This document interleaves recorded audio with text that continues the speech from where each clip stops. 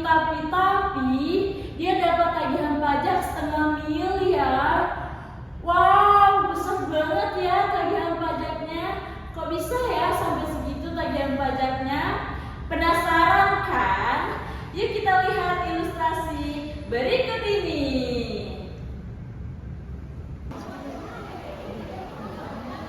Permisi. Iya, Apa benar ini dengan Ibu Lori? iya benar. Baik Ibu, perkenalkan saya Tasya sebagai perwakilan dari DJP. Di sini maksud saya ingin mengantarkan surat tagihan pajak milik Anda. Terima kasih Ibu. Sama untuk informasi lebih lanjut bisa datang ke kantor kami ya Ibu. Baik, terima kasih atas informasinya. Hah? Utang pajakku tiba-tiba 150 juta yang harus kubayarin ke negara plus sanksi. Hah? Kok bisa sih? Kenapa sih, Bu? Coba lihat deh.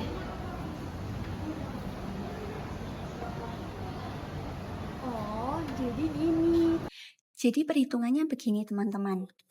Pada tahun 2020, Lori melakukan pembelian ayam sebesar 3,6 miliar. Karena rekeningnya ini tidak dipisah, jadi DJP menganggap omset 40% itu diambil dari pembelian, sehingga omsetnya mencapai 5,4 miliar. Lalu laba 30% dari omset sebesar 1,5 miliar. Selanjutnya, dari laba tersebut dikurangi dengan PTKP. Lori berstatus tidak menikah dan belum mempunyai tanggungan, sehingga PTKP-nya sebesar 54 juta. Selanjutnya, penghasilan kena pajak sebesar 1,4 miliar. Dari sini, karena penghasilannya sudah melebihi dari 500 juta karena kesalahan pencatatan itu, sehingga Lori tidak dapat memanfaatkan fasilitas yaitu PPh final 0,5% untuk UMKM karena omsetnya sudah di atas 500 juta. Jadi dia mengenakan PPh 21 dengan menggunakan pasal 17. Jadi pajaknya sebesar 380 juta. Namun tidak berhenti di situ karena ini merupakan tagihan pajak tahun 2020 sehingga terdapat sanksi. Sanksinya sendiri sebesar 150 juta sehingga total pajaknya sebesar 500 juta. Jadi nggak heran dong kalau total tagihan pajaknya itu 500 juta. Nah, perlu disclaimer bahwa perhitungan ini merupakan perhitungan ilustrasi yang kami buat dan bukan dari kasus nyata tersebut. Terima kasih. Oh ya? Lah, emangnya salah ya kalau hasil usahaku aku masukin ke rekening pribadiku? Kan itu uang hasil usahaku.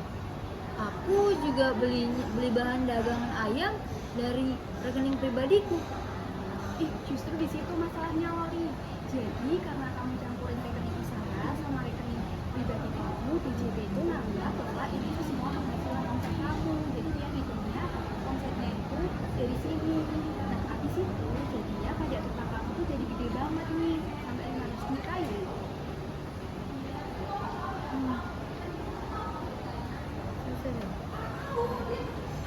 Jadi teman-teman, berdasarkan Undang-Undang Nomor 28 Tahun 2007 Pasal 28 Ayat 1 tentang Ketentuan Umum dan Tata Cara Perpajakan atau KUP menyatakan bahwa setiap wajib pajak orang pribadi yang punya kegiatan usaha wajib untuk melakukan pencatatan atau pembukuan dengan jelas. Nah, kalau wajib pajak tersebut tidak melakukan pencatatan atau pembukuan dengan jelas, maka petugas pajak itu berhak untuk menentukan besarnya penghasilan wajib pajak dari penghasilan lain, seperti misalnya berdasarkan data bank yang dimiliki oleh wajib pajak tersebut.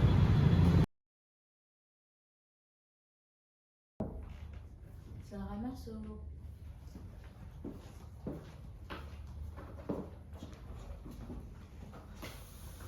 Bagaimana Ibu? Ada yang bisa saya bantu?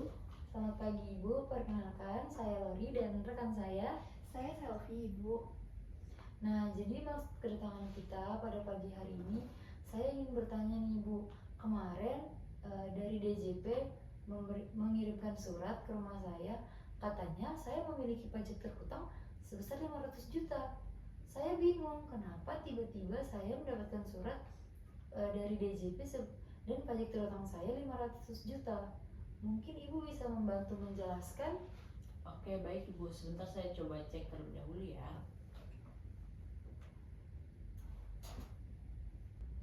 Oke, baik Ibu Lori, kami paham dengan kondisi UMKM seperti Anda.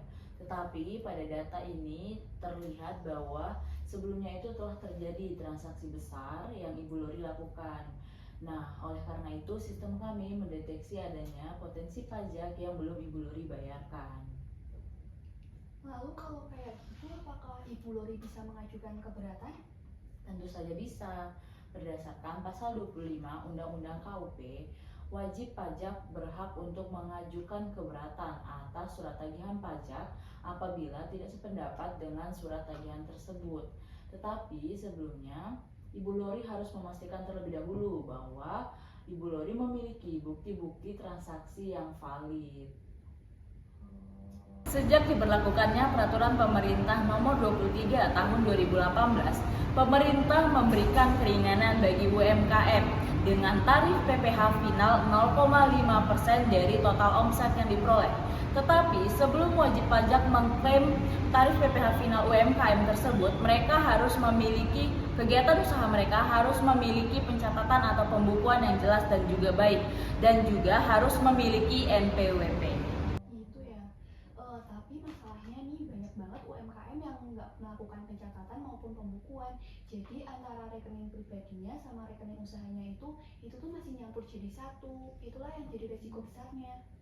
Nah, betul sekali.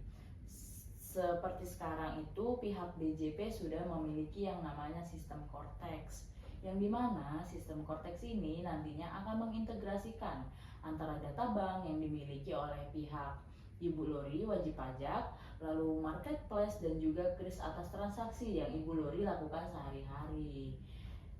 Nah, jadi di sini nanti semua transaksi tersebut akan terpantau dan terdeteksi secara otomatis. Begitu, Ibu. Wah, pantas saja saya dikira memiliki omset yang besar. Padahal kan itu ada biaya lain-lain seperti retur, biaya pengiriman, dan juga saya kurangnya pencatatan minimnya pencatatan yang saya lakukan. Jadi, menurut teman-teman, saya harus gimana?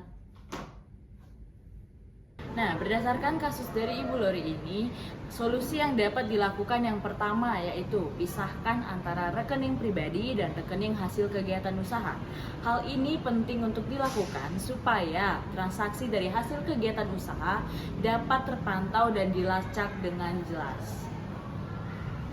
Langkah kedua yang dapat dilakukan yaitu dengan cara melakukan pembukuan maupun pencatatan secara sederhana. Berdasarkan analisis, UMKM mempunyai permasalahan yaitu minimnya pencatatan dan pembukuan. Padahal banyak sekali aplikasi yang mudah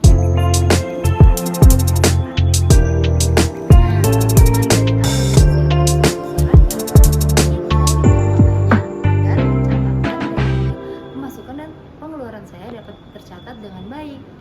Nah, mungkin habis ini sepertinya saya akan membuat rekening baru deh, agar pemasukan dan pengeluaran saya dapat tercatat di rekening yang telah saya pisahkan dari rekening pribadi saya. Nah, dengan begitu saya juga bisa mengikuti program pajak final PPh 0,5% untuk UMKM. Nah, selain melakukan pencatatan atau pembukuan karena pajak terutang yang masih banyak, berdasarkan pasal 36 KUP huruf A ayat 1, Lori juga dapat melakukan pengurangan sanksi. Apabila semua solusi tadi sudah dilakukan, hal ini bukan hanya membuat wajib pajak patuh terhadap pajak, tetapi juga wajib pajak dapat melacak berapa sih laba bersih pada tahun berjalannya dan juga membuat perencanaan untuk tahun depannya. Kisah Lori bisa menjadi pelajaran untuk semua UMKM. Pajak bukanlah musuh, tapi merupakan mitra untuk pembangunan. Dengan pencatatan maupun pembukuan yang baik, UMKM tidak hanya bisa menghindari sanksi, tapi juga ikut berkontribusi untuk membangun negeri.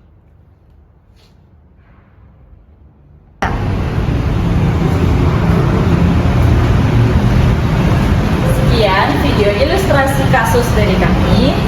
Terima kasih sudah menyaksikan. Dan jangan lupa bayar pajak.